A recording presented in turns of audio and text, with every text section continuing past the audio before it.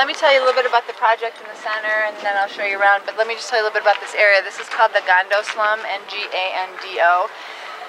People always say, what's a slum? A slum is basically an area where the buildings can be easily removed, and usually there's not available electricity or running water. So what they have, like how they would get water here, they wouldn't turn on a tap. They would get it from a well, and you'll see we'll go by one right over there. We call them boreholes here. I don't know what they call them in the UK, but borehole. Borehole. Yeah. Okay. Yeah. Okay. And then so slums. There's a lot of slums in Kenya. This one kind of, the thing about slums is that they sort of continue, and you sort of don't know where they start and they don't know where they stop. We're a children's center for disabled kids, and we offer occupational therapy, physical therapy, and speech therapy for children with disabilities, and then we offer a job to each one of their mothers with our business called Dignity Designs. So generally, children with disabilities in Africa are considered cursed by the witch doctor, isn't it, Bona? Yeah, you know, nobody would like to touch them. To have a disabled kid.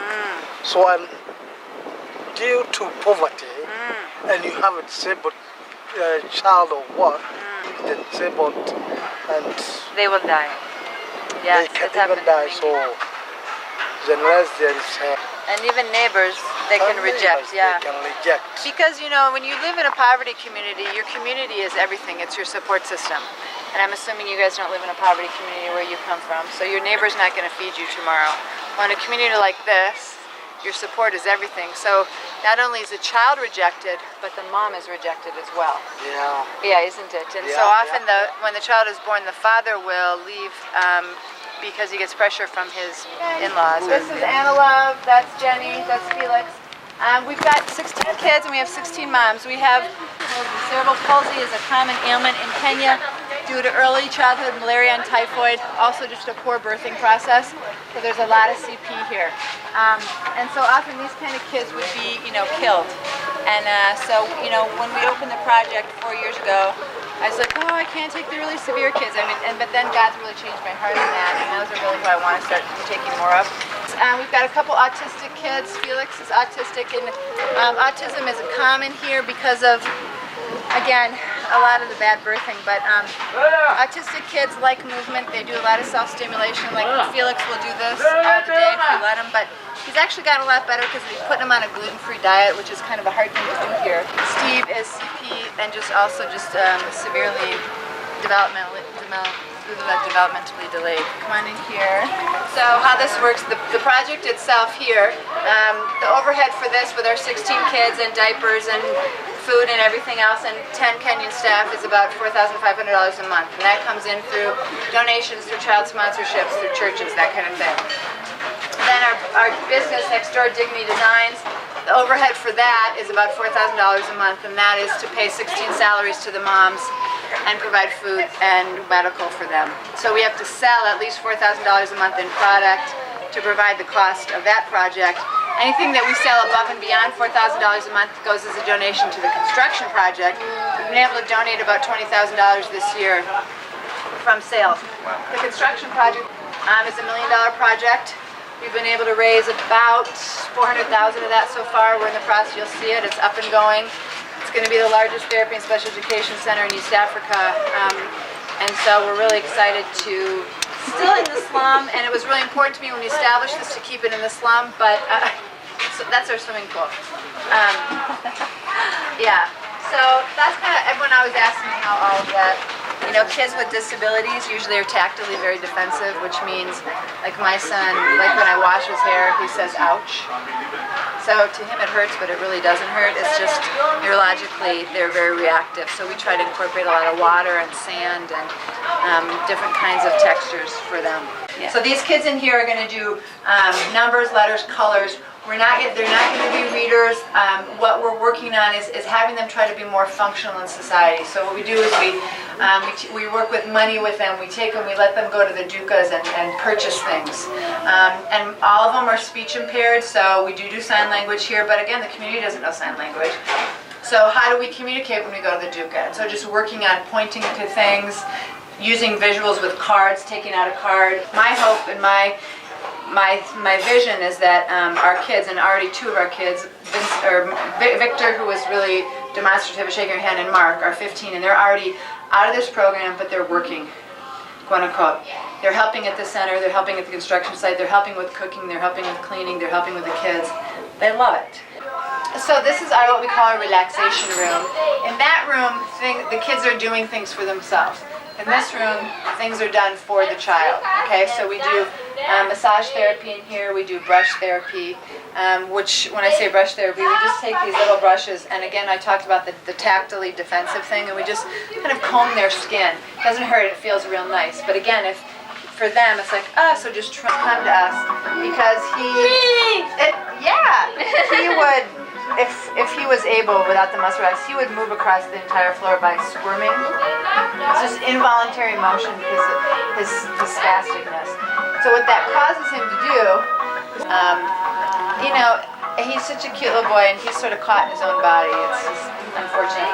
This is Aggie, and Aggie is so smart and very, very fancy, and she's got CP, and she's just one of our smartest kids in the whole place, aren't you? This is Rahab. She's our occupational therapist. Occupational therapy works with fine motor skills, buttoning, zipping, holding a pencil, learning to use, a spoon. One of the things that we raise funds for is surgeries for legs, and you can see here that I'm just going to interrupt you real quick. Maggie's got a brace on, and she had surgery 6 months ago for her clubbed feet. So she was completely rotated in.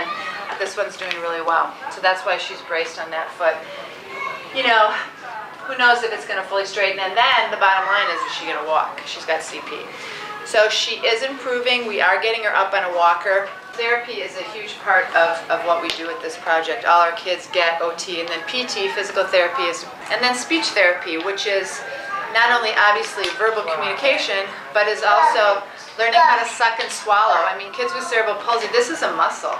You can tell a lot of our kids drool, teaching them to close their mouth and to be socially acceptable. So they're already considered disgusting anyway. So they're even more disgusting if they're drilling on themselves and they stink. And so we've got, for lack of a better description, we're trying to help them. So we work on, everybody drinks out of a straw here. So they are working this muscle on a constant basis. So this is DV Designs, what the moms make. And they're the real pros at all this.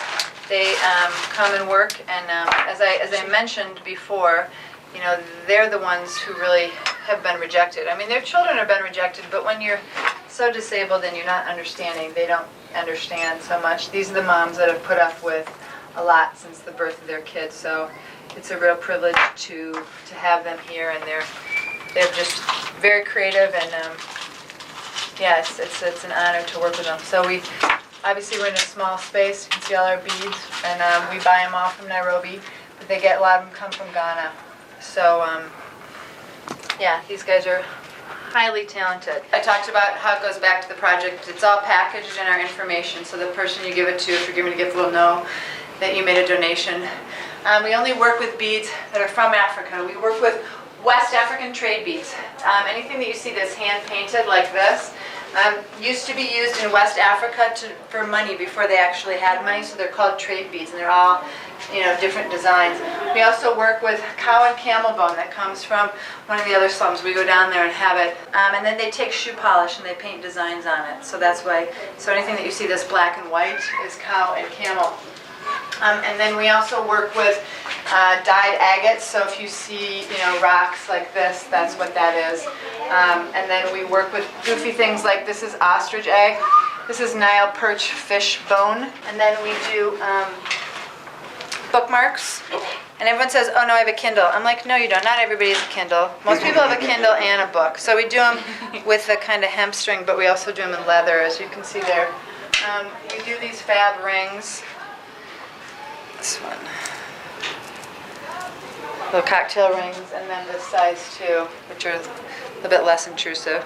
Have a guy, the only non-mom that we have work here is Dennis, and he makes these cards for us and works here 2 days a week. They're hand painted and hand stitched. And then we're also doing, and these are sort of just samples, but we're doing cards now that we're hanging earrings from, so when you give it as a gift, it comes with the pair of earrings. So, anyway, look around, and if you see something you like, I can write it up for you and package it, and our sale stuff is down here, so, and again, it's kind of squishy in here, so feel free to see something that you like. You know what I'll do?